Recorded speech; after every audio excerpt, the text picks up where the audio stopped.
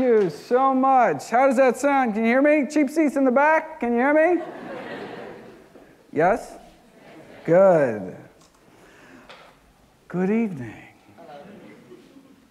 Allow me to begin on a personal note. This is a picture of me taken around the time that my grandmother was diagnosed with end-stage heart disease and sent home to die. She already had so many bypass surgeries, she basically run out of plumbing at some point. Confined in a wheelchair, crushing chest pain, her life was over at age 65. There was nothing more the doctors could do. Then she heard about this guy, Nathan Pritikin, one of our early lifestyle medicine pioneers, and what happened next is detailed in Pritikin's biography. My grandma was one of the death's door people, like Frances Greger. My grandmother arrived in a wheelchair. Mrs. Greger had heart disease, angina claudication, her condition so bad she could no longer walk without great pain in her chest and legs. Within 3 weeks, though, she was not only out of her wheelchair, she was walking 10 miles a day. This is a picture of my grandma taken 15 years after the doctors had abandoned her to die at her grandson's wedding.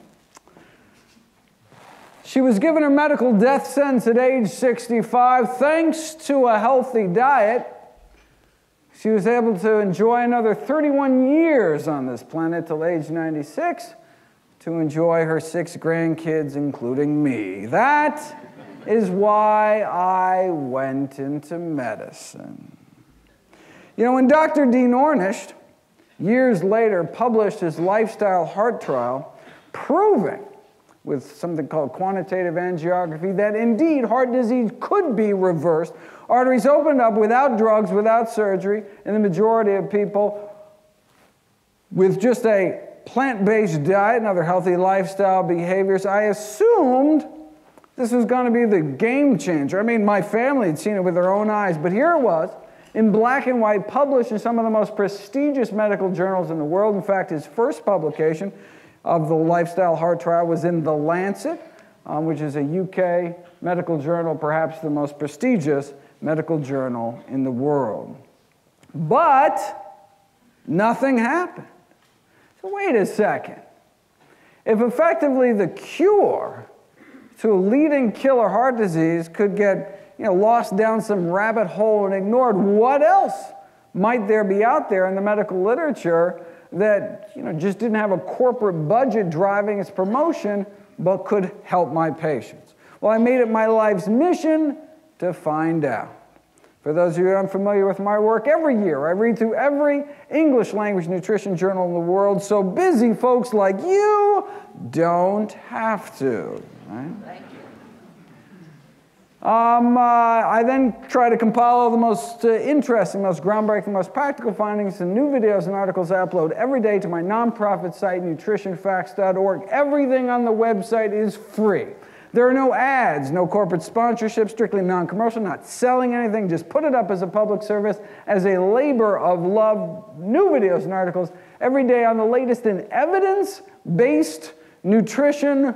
What a concept. Okay, so where did Pritikin get his evidence from? Well, a network of missionary hospitals set up by largely British physicians throughout sub-Saharan Africa uncovered what may be one of the most important medical advances, the fact that many of the major and commonest diseases in the modern world were universally rare, according to one of our great prominent medical leaders, Irish surgeon Dennis Burkitt. Universally rare, like heart disease. For example, in the African population of Uganda, they found that coronary heart disease was almost non-existent. Wait a second, a leading killer? Almost non-existent. What were they eating? Well, they were eating lots of vegetables and grains and greens, and their protein almost exclusively from plant sources. And they had the cholesterol levels to prove it, very similar to what one sees in modern day plant eaters. In UK units, this is down around 3.8 or so. So wait a second.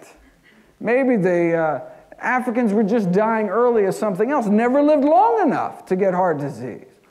No. Here's age-matched heart attack rates in Uganda versus St. Louis, Missouri in the States. Out of 632 autopsies in Uganda, only one myocardial infarction. Out of 632 age and gender matched autopsies in Uganda, 136 myocardial infarctions, more than 100 times the rate of our leading killer in the States.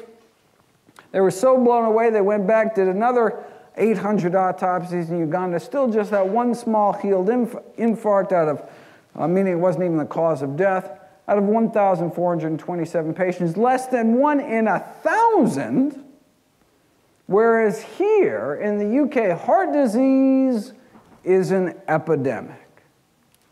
Here's a list of diseases commonly found here and in places that eat and live like the UK, but were rare or even non-existent among populations centering their diets around whole plant foods.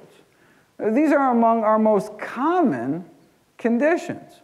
For example, obesity, hiatal hernia, one of the most common stomach problems, varicose veins and hemorrhoids, two most common venous problems, colorectal cancer, leading cancer killer, diverticulosis, probably the most common disease of the intestines, appendicitis, number one cause of emergency abdominal surgery, gallbladder disease, number one cause of non-emergency abdominal surgery, as well as ischemic heart disease, one of the commonest causes of deaths here, but a rarity among these plant-based populations, which suggests that heart disease may be a choice, like cavities.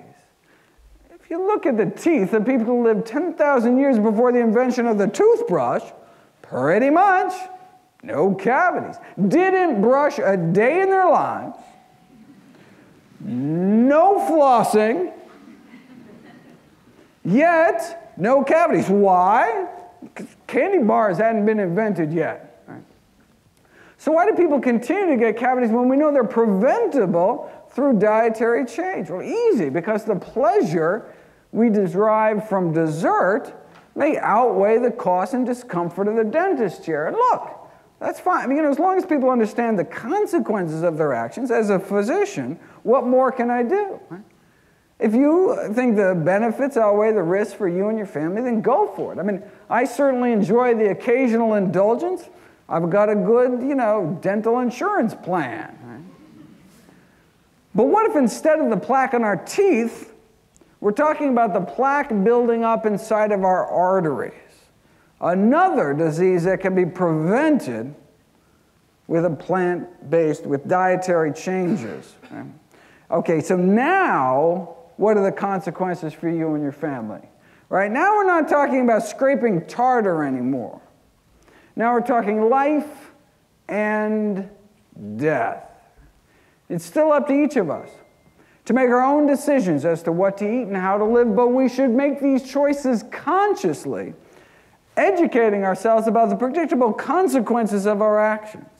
Atherosclerosis, hardening of the arteries, is a disease that begins in childhood.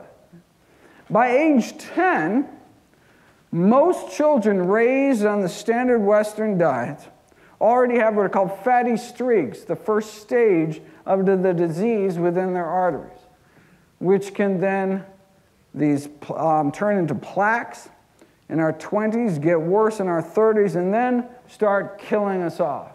In our heart, it's called a heart attack. In our brain, the same disease can be called a stroke. So, I mean, if there's anyone here today older than age 10, then the question is not whether or not to eat healthy to prevent heart disease, it's whether you want to reverse the heart disease that you likely already have. Is that even possible? You know, when researchers took people with heart disease, put them on the kind of diet followed by populations that did not get heart disease, their hope was that maybe we can slow the disease down, maybe even stop it. But instead, something miraculous happened. As soon as people stopped eating artery-clogging diets, their body was able to start to dissolve some of that plaque away, opening up arteries without drugs, without surgery, suggesting their bodies wanted to be healthy all along, but were just never given the chance. See this dramatic improvement in blood flow to the heart muscle? This was after just 3 weeks eating healthy. Let me share with you what's been called the best-kept secret in all of medicine. The best-kept secret in medicine is that sometimes, given the right conditions, the body can heal itself. You know, if you whack your shin really hard on a coffee table, it can get all red hot, painful, swollen, inflamed, but will heal naturally if you just stand back and let your body work its magic. Okay, but what if you start whacking your shin every day in the same place? In fact, 3 times a day, breakfast, lunch, and dinner. It never heals. You go to your doctor and be like, oh, my shin hurts. They'd be like, no problem. I train for this. They whip out their pad, write you a prescription for painkillers. So you're still whacking your shin 3 times a day. Oh, it still really hurts, but oh, it feels so much better with those pain pills on board. Thank heavens for modern medicine. It was like taking nitroglycerin pills for angina, crushing chest pain. Tremendous relief, but you're not doing anything to treat the cause of the disease. Our body wants to come back to health if we let it, but if we keep re-damaging ourselves every day, we may never heal. It was like smoking. One of the most amazing things I learned in all my medical training was that within 15 years of stopping smoking, your lung cancer risk approaches that of a lifelong non-smoker. Isn't that amazing? Your lungs can like clear out all that tar, and eventually it's almost as if you never started smoking at all. And every morning of our smoking life, that healing process started until wham! Our first cigarette of the day. Re-injuring our lungs with every puff, just like we can re-injure our arteries with every bite, when all we had to do all along, the miracle cure, is to just stand back, get out of the way, and let our body stop re-injuring ourselves, let our body's natural healing processes bring us back towards health. This is nothing new. We've known about this for decades, right? That the body is a healing machine. Now, sure, you could choose moderation and hit yourself with a smaller hammer, but why beat yourself up at all? We've known this for a while. 1977, American Heart Journal, cases like Mr. FW here. These are actually cases. These are actually UK cases. This is a British man whose heart disease so bad couldn't even make it to the mailbox, started eating healthier, and a few months later, climbing mountains, no pain. Now, there are new fancy classes of anti-angina drugs on the market now. Cost thousands of dollars a year, but at the highest dose may extend exercise duration as long as 33.5 seconds. It does not look like those choosing the drug route are going to be climbing mountains anytime soon. See, plant-based diets aren't just safer and cheaper, they can work better because you're treating the actual cause of the disease. But you know, according to the World Health Organization, heart disease is not the UK's #1 killer. Heart disease is killer number 2. Killer number 1 in the UK is cancer. What happens if you put cancer on a vegan diet?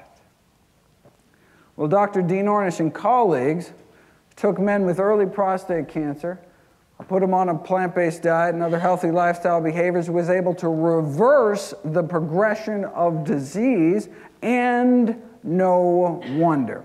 If you take people eating the standard Western diet, in this case the standard American diet, and you drip their blood on cancer cells growing in a petri dish, you can suppress cancer cell growth by 9%. Put people on a plant-based diet for a year, though, and their blood can do this. The blood circulating throughout the bodies of people eating plant-based diets has nearly 8 times the stopping power when it comes to suppressing cancer cell growth. Now, this was for men in prostate cancer. They wanted to repeat the study using women in breast cancer, the #1 cancer killer specific to women here in the UK. But look, they didn't want to wait a whole year to get the results. Women are dying now. So let's see what a plant-based diet can do after just 2 weeks against 3 different lines of human breast cancer. This is the before, cancer cell growth powering away at 100%. This is after eating healthy, just 2 weeks. This is what's called a photomicrograph. A photograph taken under a microscope. What they did is they laid down a confluent layer of breast cancer, so like a carpet of breast cancer, dripped the blood of women in a standard American diet onto that cancer, and you can see it kind of breaks that cancer up into these kind of cancer continents here. But then you take these same women, put them on a plant-based diet, and retest 2 weeks later, right? So they act as their own controls. Same women, 2 weeks later out of a plant-based diet, they lay down another carpet of breast cancer, then drip their blood 2 weeks later on it, and all you're left with is this. Their bodies cleaned up, right? Before and after. Just 2 weeks eating healthy. Right? They're like an entirely different person inside. Right? Their blood became that much more hostile to cancer. Now, suppressing cancer cell growth is nice. Getting rid of it is even better. This is what's called apoptosis, programmed cell death. Their bodies were able to reprogram cancer cells, forcing them into early retirement. You can see my screen is starting to yellow. Let me stop that. Sorry about that. We are no longer yellow. You say, why would this screen be going yellow? It's actually the blue rays. We shouldn't, it messes up our circadian rhythms, the blue wavelength. So as the sun sets, we shouldn't have lots of bright light in our face. And so there's a neat free program called Flux, which you can turn your screens yellow and cut down the blue rays. And anyway, okay, here we go. But the caveat is you have to turn it off before you give lectures in the evening. Anyway. All right, so apoptosis programs cell death. The body's able to reprogram cancer cells, forcing them into early retirement. This is what's called tunnel imaging, measuring DNA fragmentation or cell death, where dying cancer cells show up as little white spots. So as you can see, even women with pretty poor diets are not totally defenseless. They can kill off a few cancer cells. You take these same women 2 weeks later, and their blood can do that. The blood circulating throughout the women eating plant-based diets significantly gain the power to slow down and stop breast cancer cell growth within just 2 weeks. What kind of blood do we want in our body? What kind of immune system? Or do we want blood to circulate, that just kind of rolls over when new cancer cells pop up? Do we want blood circulating to every nook and cranny in our body with the power to slow down and stop it? Now, this dramatic strengthening in cancer defenses was after 2 weeks of a diet and exercise. They had these women walking 30 to 60 minutes a day. You say, well, wait a second. If you do 2 things, how do you know what role the diet played?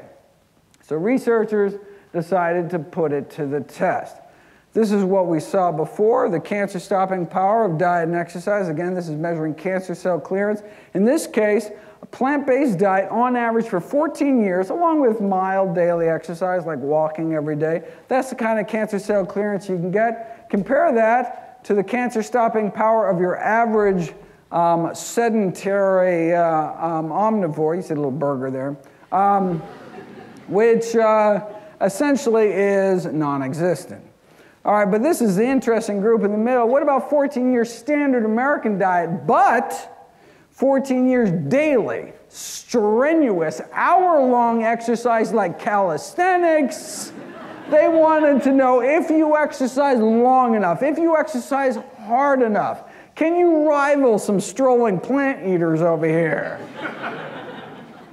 And the answer is exercise helped, no question. But literally 5,000 hours in the gym appeared no match for a plant-based diet.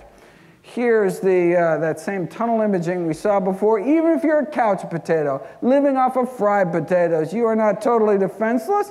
You can kill a few cancer cells off. If you exercise for 5,000 hours, you can kill cancer cells left and right, but nothing appears to kick more cancer tush than a plant-based diet.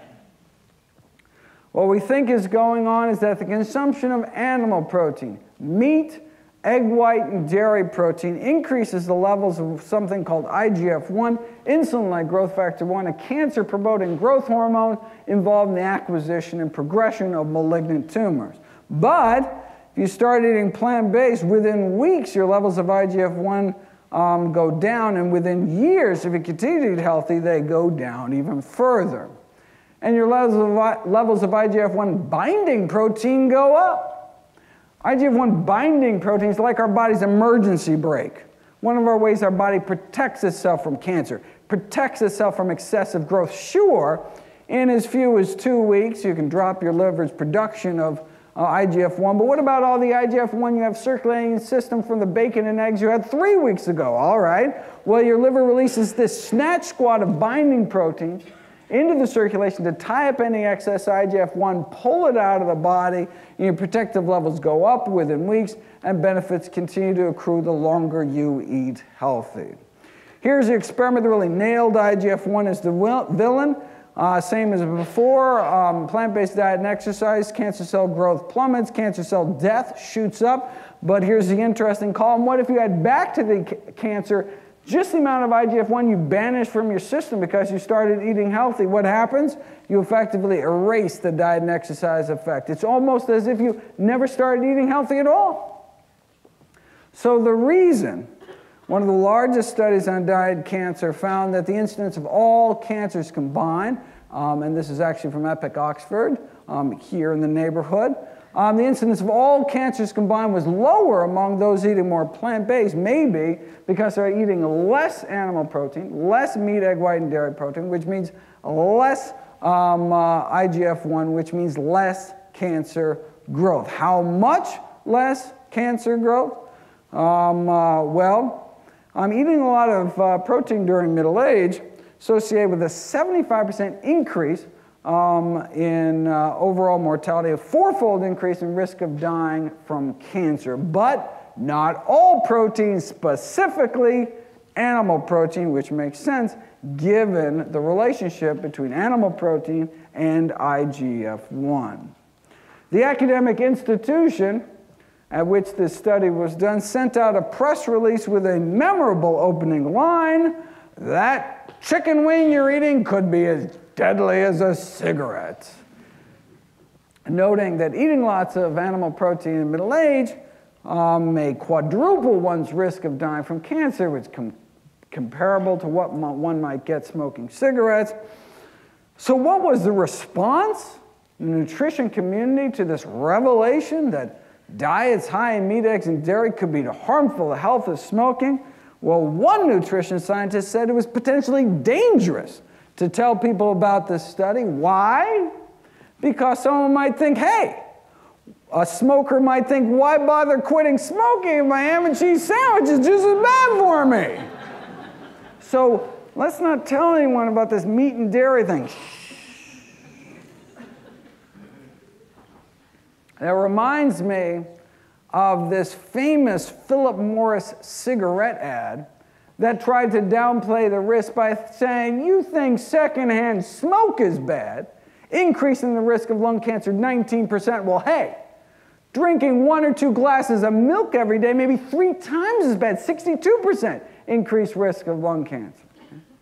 Or doubling your risk frequently cooking with oil, or tripling your risk of heart disease eating non-vegetarian, or multiplying your risk 6-fold if you eat lots of meat and dairy. So, they conclude, let's keep some perspective here.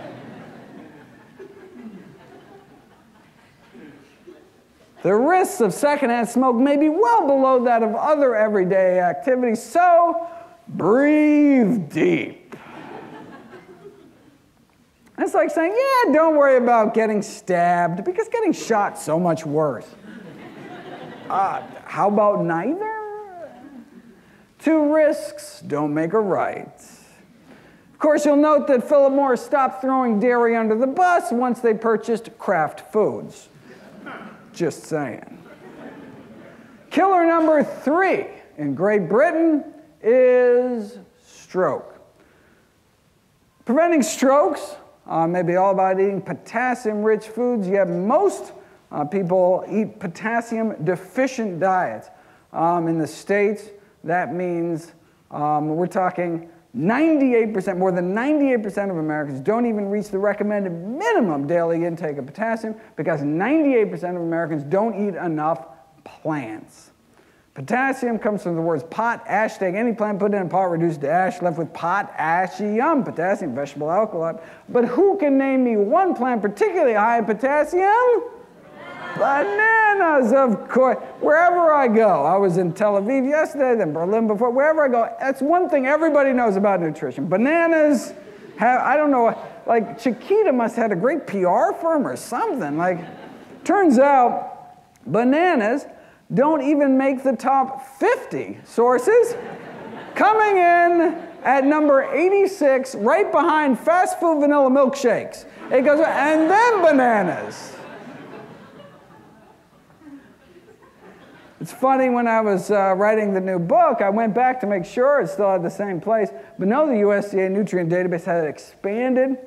Now, currently, bananas don't even make the top 1,000, coming in at number 1,611, right after Reese's Pieces. I kid you not.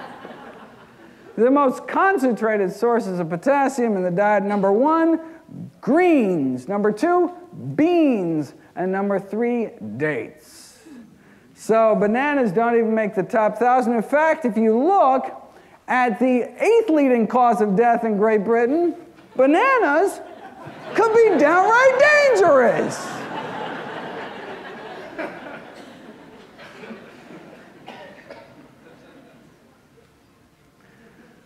Fourth leading killer in the UK is Alzheimer's and dementia. You know, 20 years ago, it wasn't even in the top 10.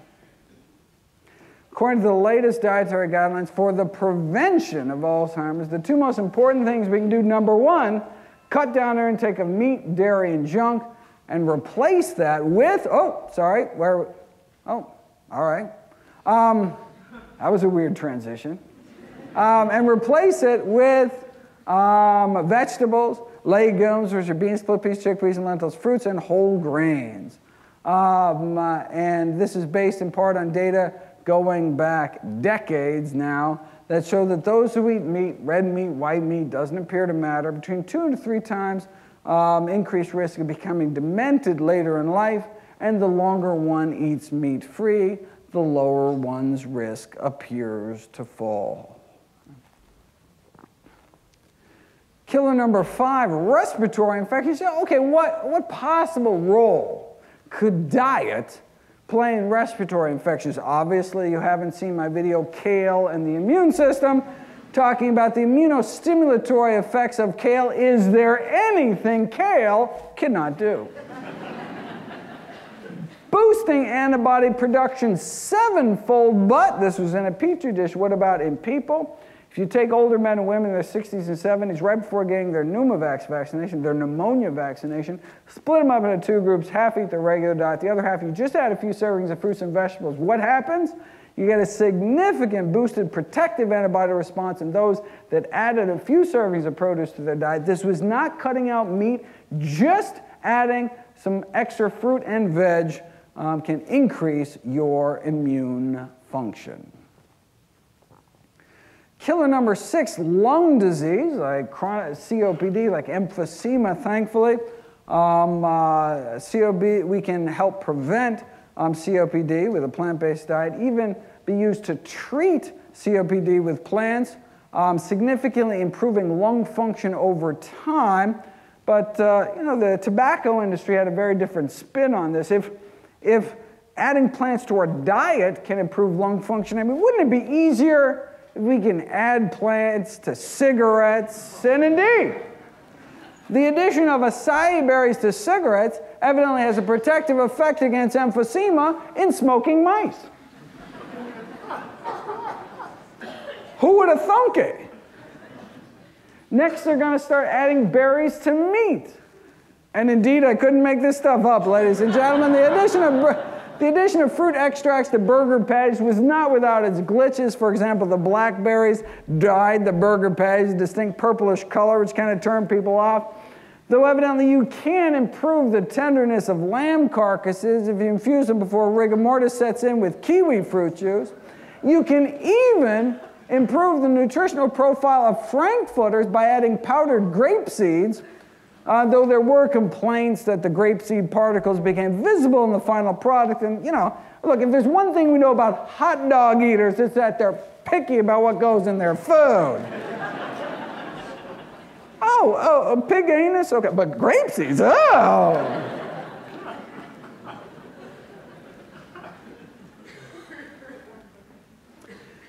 So killer number 7, sepsis. This is systemic blood-borne infections. Now, sure, foodborne bacteria can burrow through the intestinal wall, sometimes get into the bloodstream, but in women can creep up into their bladder. We've known for decades now that it's actually bacteria crawling up from the rectum that cause bladder infections in women, but only recently did we discover where this reservoir of bladder-infecting E. coli was coming from. And now we know it's coming from chicken. We now have DNA fingerprinting proof of a direct link between between farm animals' meat and bladder infections in women. Solid evidence that urinary tract infections can be what's called a zoonosis, an animal-to-human disease. You say, well, wait a second, who undercooks chicken? Can't you just use a meat thermometer, cook the meat through? What's the big deal? The big deal is what's called cross-contamination. If you take 40 families, give them a frozen chicken to prepare and cook in their home as they normally would, and multitudes of antibiotic-resistant E. coli jump from the chicken into the guts of the volunteers even before they eat it. So you could incinerate that chicken to ash. You don't even have to eat any of it. You're infected before it even makes it into the oven. Within days, the chicken bacteria multiply to the point of becoming a major part of the person's gut flora. Chicken bacteria is like taking over.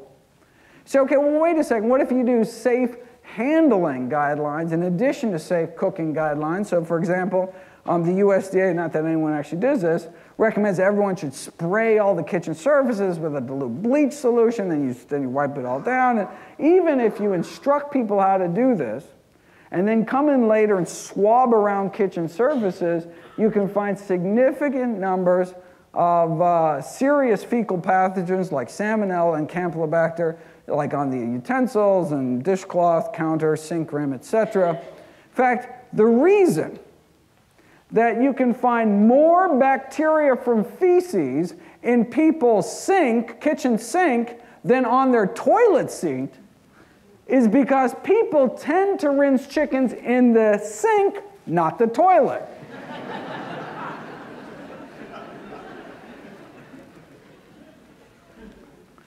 Now, the good news is, it's not like you eat chicken once and you're colonized for life. In this experiment, the chicken bacteria only seemed to last about 10 days before your good bacteria could muscle it out of the way. Okay, but the problem is many families eat chicken more than once every 10 days, so may be constantly reintroducing these chicken bugs into their system. Wait a second. You can't sell unsafe cars. You can't sell unsafe toys. How is it even legal to sell unsafe meat? Well, they do it by blaming the consumer. As one USDA poultry microbiologist said, look, raw meats are not idiot-proof. They can be mishandled when they are. It's like handling a hand grenade. You pull the pin, someone's going to get hurt. Now, while some may question the wisdom of selling hand grenades in supermarkets, our poultry microbiologists disagree, saying, no, it's the consumer that has the most responsibility. It's like, some car company saying, yeah, we installed faulty brakes, but it's your fault for not putting your kid in a seatbelt. The head of the CDC's food poisoning division famously responded to this blame the victim attitude coming from the meat industry. Is it reasonable, she asked. Is it reasonable that if a consumer undercooks a hamburger, their 3-year-old dies? Is that reasonable?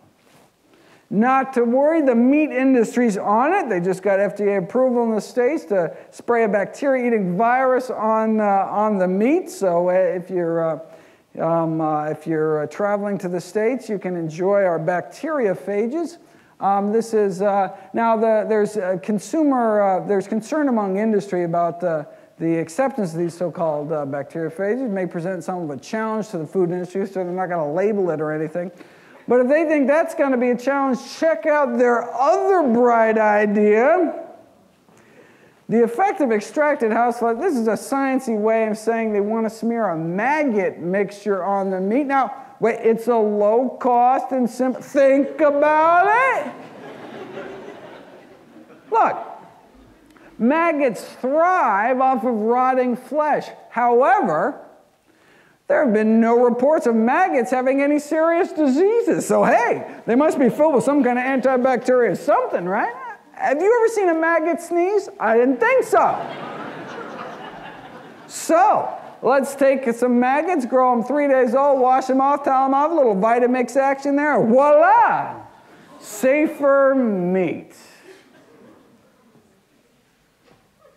Killer number 9 is liver disease. We've known for decades now that you can treat liver disease with a plant-based diet, significantly reducing the levels of toxins that would otherwise build up eating meat without a fully functional liver to detoxify your blood. One does have to admit, though, there are some people on plant-based diets with worsening liver failure. They're called alcoholics, living off of potatoes and grapes and barley and strictly plant-based, but not doing so well. We're not sure exactly what. Next on the list is Parkinson's disease. Does a plant-based diet reduce one's risk of Parkinson's disease? Well, we know that most studies done to date have found this apparent link between dairy consumption and Parkinson's disease. Parkinson's, why might that be? Well, there's evidence that the global milk supply is contaminated with neurotoxins. So we find high levels of certain pesticides, not only in the milk supply, but in specific regions of the brain in Parkinson's patients on autopsy. So they're talking about pollutants like tetrahydroisoquinoline, which is actually what the scientists used to try to recreate the disease in primates in a laboratory, found particularly in cheese, actually. But so there's been, calls on the dairy industry to screen their milk for toxins. Good luck with that. Of course, you could just not drink it, but then what would happen to your bones? That's a marketing ploy. If you look at the actual science, milk does not appear to protect against hip fracture risk, whether you're drinking it as an adult, whether you're drinking it as a teen, doesn't matter, doesn't work, may actually even increase the risk of fractures, which may explain why the countries with the highest milk consumption have among the highest hip fracture rates. So Swedish researchers decided to put it to the test. 100,000 men and women followed for nearly 20 years. What did they find? Milk-drinking women at higher rates of what? Higher rates of death. significantly more heart disease and cancer for each daily glass of milk. Women that drank 3 glasses a day nearly doubled their risk of premature death. And they had more bone and hip fractures too. More milk, more fractures. And milk-drinking men also had higher rates of death. Yet for some reason, you don't see milk ads like this. I don't know exactly what...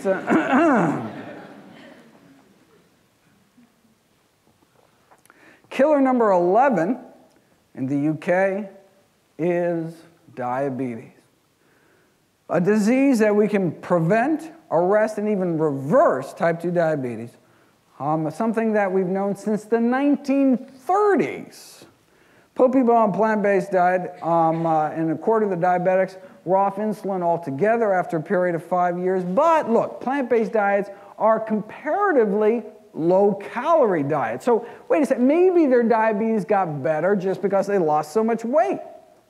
So to tease that out, I mean, what you'd have to do is design a study where you put people on a healthy diet, but force them to eat so much food that they don't lose weight. Then you could see if plant-based diets had unique benefits beyond just all the weight loss. Well, we'd have to wait 45 years, but here it is. They weighed subjects every day, and if they started to lose weight, they were made to eat more food. In fact, so much more food, many had problems eating it all. They're like, oh, not another salad. Oh. But they adapted. So, 0 weight loss despite restricting meat, eggs, dairy, and junk. Okay, so with 0 weight loss, was a plant-based diet still helpful? Well, insulin needs were cut 60%, and half the diabetics ended up off all insulin altogether. How many years did that take? No, 16 days. 16 days later. So we're talking diabetics with diabetes for as long as 20 years, injecting 20 units of insulin a day, then 13 days later on none. Diabetes for 20 years, off all insulin in less than 2 weeks. Diabetes for 20 years because no one had told her about a plant-based diet. Here's subject number 15. 32 units of insulin on the control diet, then 18 days later on none. Lower blood sugars on 32 units less insulin. That's the power of plants. Remember, even without any weight loss. And as a side effect, their cholesterol dropped like a rock to under 150, so this is about 3.8, exactly where we wanted to see our cholesterol. Again, within about 2 weeks. So just like moderate changes in diet will only benefit you moderately when it comes to cholesterol, how moderate do you want your diabetes? Right? Asking diabetics to make modest changes in diet can leave them with modest vision loss, modest kidney failure, right? Modest amputate, maybe just a few toes or something. Moderation in all things is not necessarily a good thing. Okay, remember this study purported to show that diets high in meat, eggs, and dairy could be harmful to health as smoking, supposedly suggested that those who eat lots of meat, eggs, and dairy are 4 times as likely to die from cancer or diabetes. But if you look at the actual study, you'll see that's simply not true. Those eating more animal protein in middle age didn't have 4 times the risk of dying from diabetes. They had 73 times the risk of dying from diabetes, though that's quite a confidence interval. Now, those that chose moderation, just eating a moderate amount of animal protein, see, they just had 23 times the risk of death from diabetes. Killer number 12 in the UK is high blood pressure. So in the States, 78 million Americans affected, and there and here, affects most of us by the time we hit about age 60. You say, well, wait a second. It affects most of us when we get older. Maybe it's less a disease and more just an inevitable consequence of aging. No, we've known since the 1920s that high blood pressure need not occur. 1,000 people in rural Kenya, their blood pressures were measured. They were eating a diet centered around grains, beans, vegetables, fruit, and greens. Our pressures go up as we age. Their pressures go down. And the lower, the better. You know, this whole 140/90 cutoff is arbitrary. We now have data that even people with blood pressures under 120/80 would benefit from blood pressure reduction. I mean, if you had 120/80, your doctor would give you a gold star. But now we have evidence that even people under 120/80 appear to benefit from blood pressure reduction. So the ideal blood pressure, the no benefit from reducing it further blood pressure, 110/70. 110, I mean, is it even possible to get blood pressures down to 110/70? It's not just possible, it's normal for those eating healthy enough diets. So, 2 years at this rural Kenyan hospital, 1,800 patients were admitted. How many cases of high blood pressure did they find? 0. Wow. They must have had low heart disease rates, right? No, they had no heart disease rates. Not a single case of atherosclerosis, #2 killer here in the UK, found. Rural China, same thing. About 110/70 their entire lives. 70-year-olds, same average blood pressure, 16-year-olds. Right? Okay, now wait a second. Asia, Africa, vastly different diets, but what they shared in common was that they were plant-based day to day with meat only eaten on special occasions. And I said, wait a second, why do we think it's the plant-based nature of the diets that was so protective? Because in the Western world, the only folks getting it down that low, according to the American Heart Association, were the strict vegetarians, coming in at about 110/65. This is the largest study of plant-based eaters to date, based on about 89,000 Californians, comparing non-vegetarians to so-called semi-vegetarians, people who eat meat more like on a weekly basis than a daily basis, compared to people that eat no meat except fish, compared to people who eat no meat, period, compared to people who eat no meat, eggs, and dairy on a regular basis.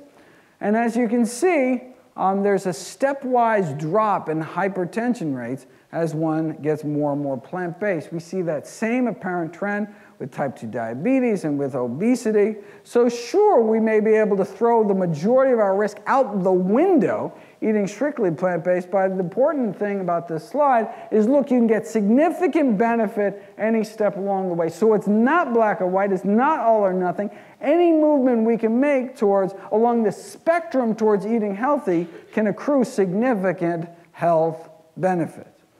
Experimentally, you can show this with high blood pressure. You take vegetarians, you give them meat, pay them enough to eat it, and their blood pressures go up.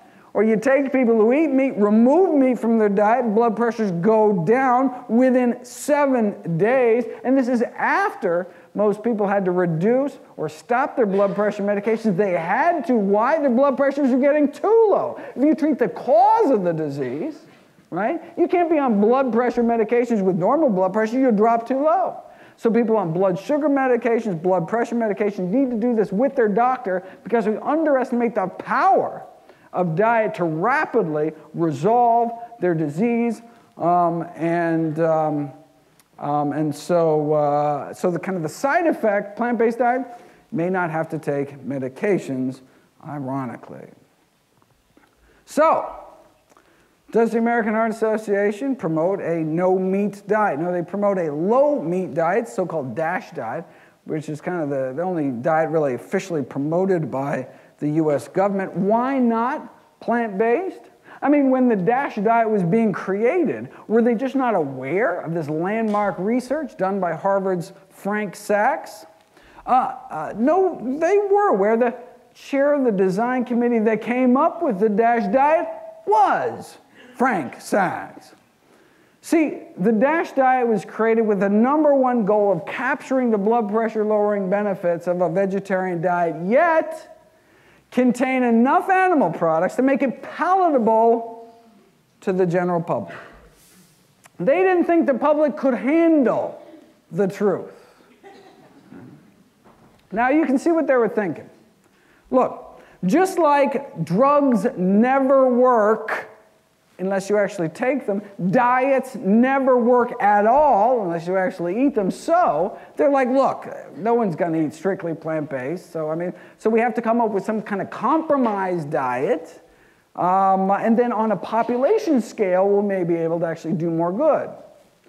All right. Okay, but tell that to the 1,000 American families a day that lose a family member to high blood pressure. Maybe it's time to start telling the public the truth.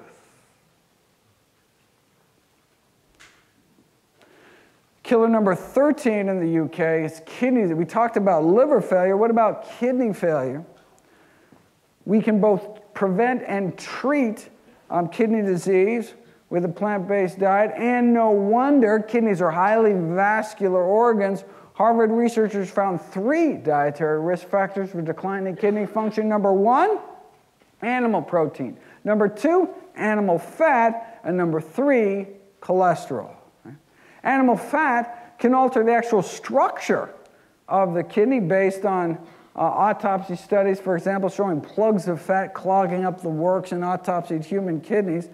And animal protein can have a profound effect on normal kidney function, inducing what's called hyperfiltration, increasing the workload on the kidney, but not plant protein. You have people eat tuna fish, a meal of tuna fish, and you can see increased pressure in the kidneys 1, 2, 3 hours after the meal in both non-diabetics and diabetics. Right? We're talking adverse effects not decades down the road, but within hours of it going into our mouth. Okay, but what if you ate the exact same amount of protein, but instead of having a tuna fish salad sandwich, you had a tofu salad sandwich? What would happen? Absolutely nothing. Your kidneys can handle plant protein without even batting an eyelash. Wait a second, so why does animal protein cause that overload reaction, but not plant protein? We think it's the inflammation triggered by animal protein. How do we know that? Because if you give a powerful anti-inflammatory drug along with that tuna fish, you can abolish that protein leakage hyperfiltration response to meat ingestion. And then there's the acid load.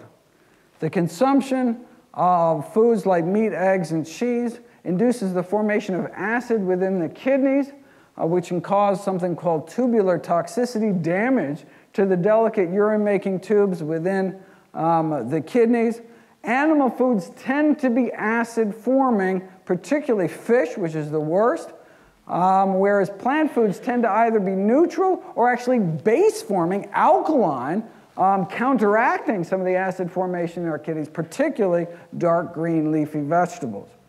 So the progression of chronic kidney disease, so the key to halting the progression may lie in the produce aisle rather than the pharmacy. No surprise then that plant-based diets have been used to treat kidney disease for decades. Here's protein leakage on a standard low-sodium diet. This is typically what doctors would put people with declining kidney function on. All right, but then they switched them to a supplemented vegan diet. So conventional, plant-based. Conventional, plant-based. Switching on and off kidney dysfunction like a light switch based on what was going into their mouths. And finally, killer 14 is suicide. Now, we've known for decades that people who eat healthier tend to feel healthier. In fact, only about half depression, anxiety, and stress scores compared to people that eat meat. The thought, if this was causal, was that it's this arachidonic acid in animal products. This is a long-chain inflammatory omega-6 fatty acid found predominantly in chicken and eggs. That's by far chicken and eggs, but also found in beef and other animal products. But you don't know until you put it to the test. So they took people eating the standard American diet, removed meat, removed fish, removed poultry, removed eggs as well from the diet, saw a significant improvement within just 2 weeks in mood scores. They can take drugs like Prozac months to take an effect, significant improvement within 2 weeks. And so the thought is that this arachidonic acid in animal products was adversely impacting mental health via a cascade of neuroinflammation, brain inflammation, but we may be able to clear up this inflammation within our brains within 2 weeks by cutting down our consumption of eggs, chicken, and other meats. So, wait a second, am I just cherry picking here? What about all the other diets that have been shown to significantly improve mood? There aren't any. This is the latest large review. Found that only the plant-based dietary intervention significantly improved mood using this rigorous, randomized controlled design. It's hard to cherry pick when there's only one cherry. Works in a workplace setting too. This was done at Geico Insurance.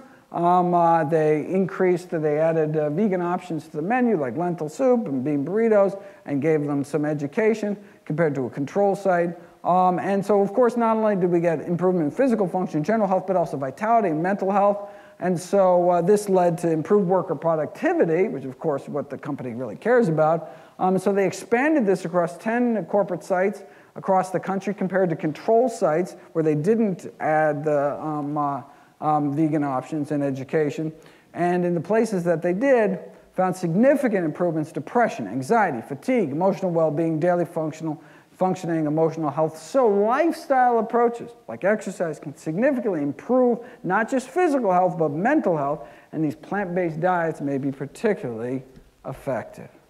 So, there we go, the 14 leading causes of death in the UK, and a plant-based diet may help prevent nearly all of them, be used to treat more than half of them, and even reverse the course of disease in some of them, including, in some cases, the top 2 killers of British individuals.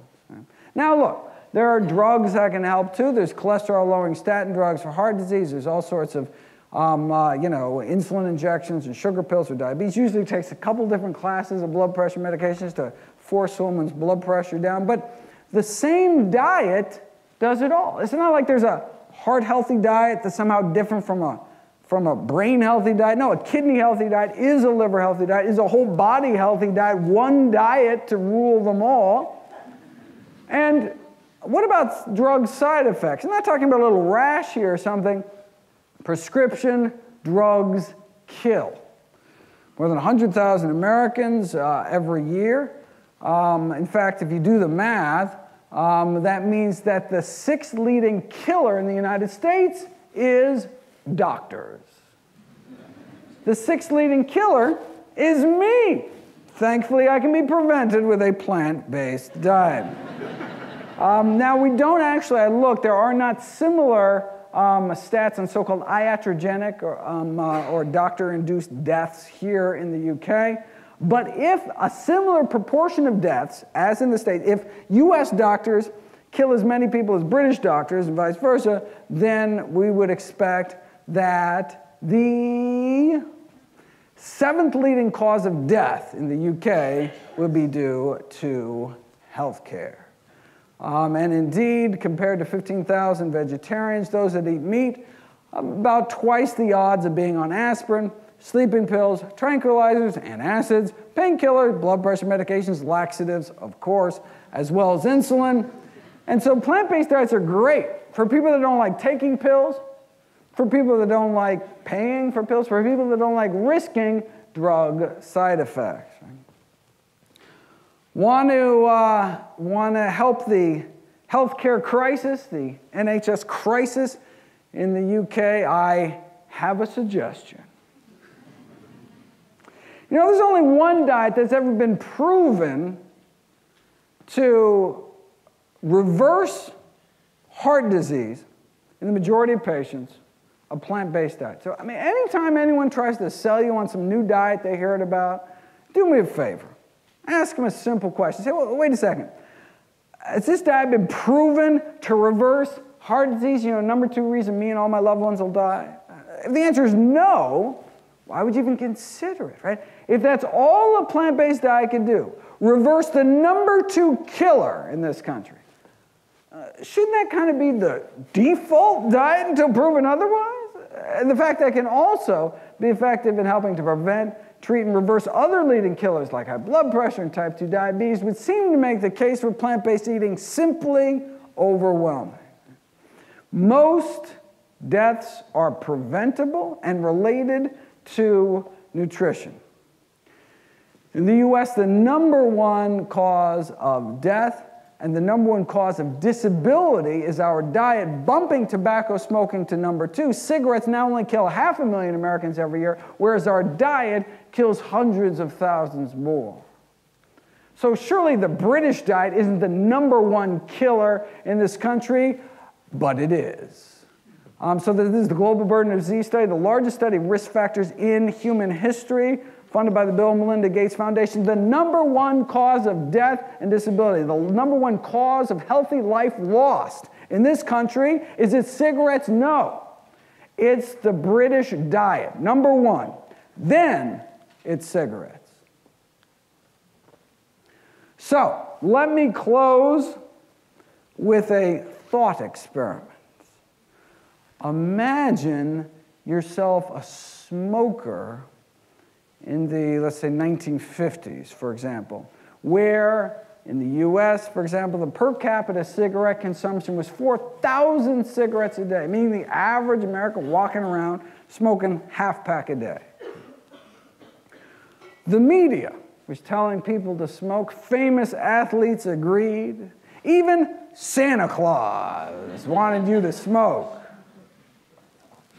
I mean, look, you want to keep fit and stay slender, so you make sure to smoke and eat lots of hot dogs to stay trim and eat lots of sugar to stay slim and trim. You know, a lot better than that apple there. I mean, sheesh, right? Though apples do connote goodness and freshness, reads one internal tobacco industry memo, raising the possibilities for making a youth-oriented cigarette. They wanted to make apple-flavored cigarettes for kids. Shameless. For digestion's sake, you smoke. I mean, no curative power is claimed by Philip Morris, but hey, better safe than sorry, and smoke. Blow in her face and she'll follow you anywhere.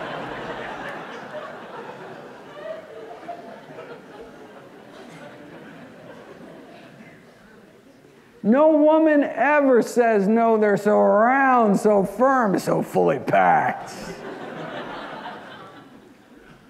After all, John Wayne smoked them until he got lung cancer and died. You know, back then, even the paleo folks were smoking, and so were the doctors. Now, this is not to say there wasn't controversy within the medical profession. Yes, you know, some doctors smoked Camels, but you know, others preferred Lucky, so it was a little disagreement there. The leader of the U.S. Senate agreed. I mean, who wouldn't want to give their throat a vacation? Not a single case of throat irritation. How could there be when cigarettes are just as pure as the water you drink?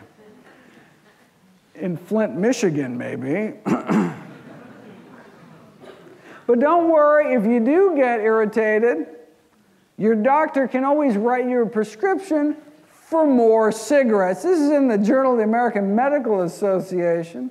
So when the AMA, the American Medical Association, is suggesting that cigarettes, on balance, may be beneficial when the medical establishment is saying that where could you turn if you just wanted the science? What's the new data advanced by science? Well, she was too tired for fun, and then she smoked a Camel.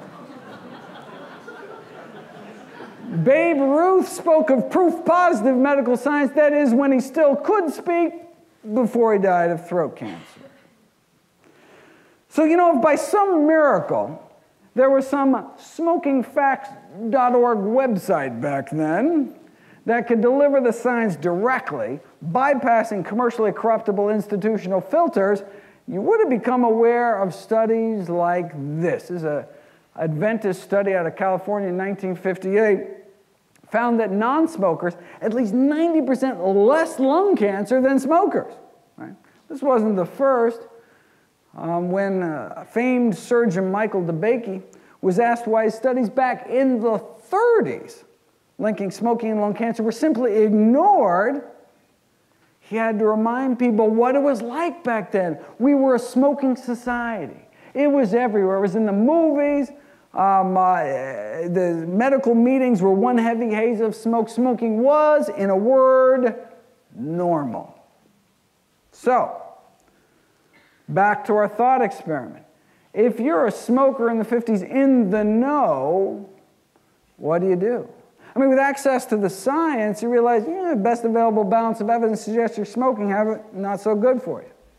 So do you change or do you wait? If you wait until your doctor tells you between puffs to quit, you could have cancer by then. If you wait until the powers that be officially recognize it, like the Surgeon General did in the subsequent decade, you could be dead by then. It took 25 years and more than 7,000 studies and the deaths of countless smokers before the first Surgeon General's report against smoking came out.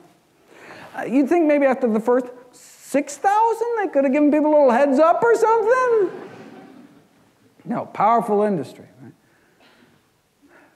On one hand, you had all of society, as a smoker in the 50s, all of society, the government, the medical profession itself telling you to smoke. And on the other hand, all you had was the science. If you're even aware of studies like this, right?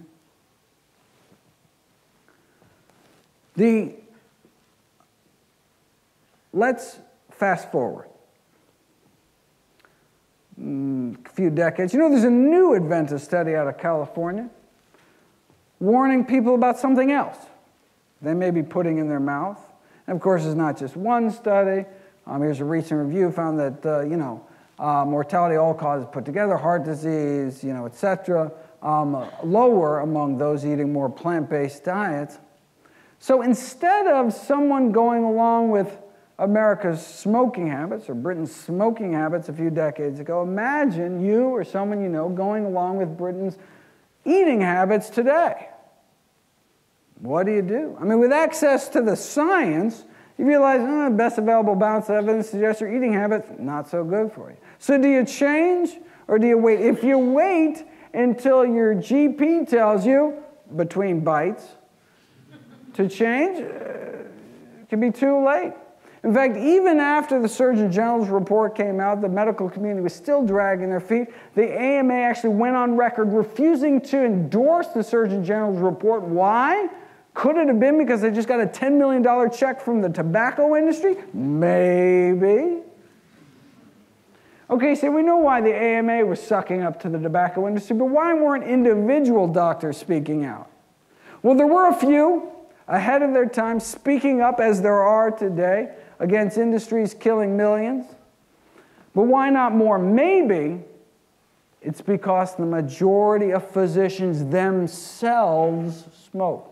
Just like the majority of physicians today continue to eat foods that are contributing to our epidemic of dietary diseases.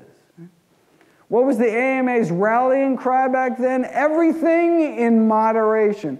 Extensive scientific studies proven smoking in moderation, that's fine. Sound familiar? Tobacco industry, the food industry used the same tobacco industry tactics, twisting the science, misinformation. The same scientists for hire paid to downplay the risks of secondhand smoke and toxic chemicals. The same hired by the National Confectioners Association to downplay the risks of candy, and the same paid by the meat industry to downplay the risks of meat. Animal foods and processed foods may be killing 14 million people a year. So this movement that Viva is part of, that many of you are part of, we're talking about a movement that may save the lives of 14 million people every year. Plant-based diets may be considered kind of the nutritional equivalent of stopping smoking. How many people have to die, though, before our respective governments say, don't wait for open heart surgery to start eating healthy as well? Until the system changes, we have to take personal responsibility for our own health, for our family's health. We can't wait until society catches up to the science again, because it's a matter of life and death. Last year, Dr. Kim Williams became president of the American College of Cardiology. He was asked in an interview why he followed the same diet that he advised all his patients to follow, plant-based diet. He said, "I don't mind dying," Dr. Williams replied. "I just don't want it to be my own fault." Thank you very much.